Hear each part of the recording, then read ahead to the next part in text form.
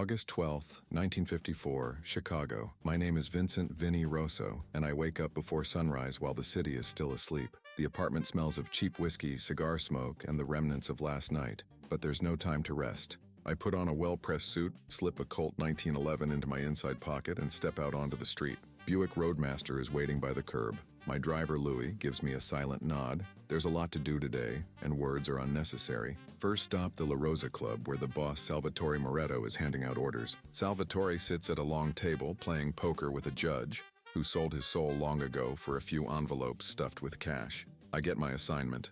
Remind the owner of a small restaurant on the south side that debts need to be paid on time. Louie and I drive to the restaurant, a tiny joint that serves decent pasta, but the money doesn't flow as fast as it should.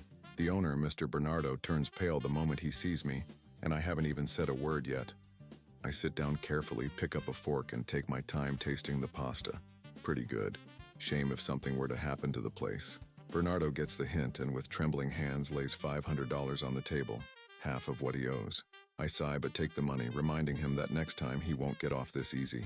Next stop, the Bellevue Hotel, where our organization holds underground meetings in a 10th floor suite. A few familiar faces are already there. Accountants, lawyers, intermediaries, bottles of cognac sit on the table, ashtrays overflow with cigarette butts, and in the corner plans for a new casino operation are spread out. Johnny shows me a list of names. Among them is someone who's been asking questions he shouldn't be. He's already waiting for me in the basement.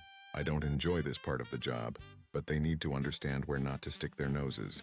I roll up my sleeves and get to work. In this business, weakness is never forgiven. Afterward, I take the cut of the money meant for the boss and leave the hotel through the back exit. On the way, we stop by a barbershop in Little Italy. I walk in, take a seat, and while they trim my sideburns, I listen to chatter about big fish swimming into the wrong waters. After the haircut, we head to the club for a drink, a distraction, and some jazz. At La Rosa, a saxophonist plays, the same one I first heard 5 years ago. The music helps drown out the grime of this life. One of our accountants approaches numbers are up, which means we're doing things right. I order another scotch, and the clock creeps past midnight. Time to call it a night. Tomorrow promises to be just as intense. Louis starts the car and we speed through the Chicago night. I pull out a cigar, light it up, and take a slow drag. Another day in my life is over.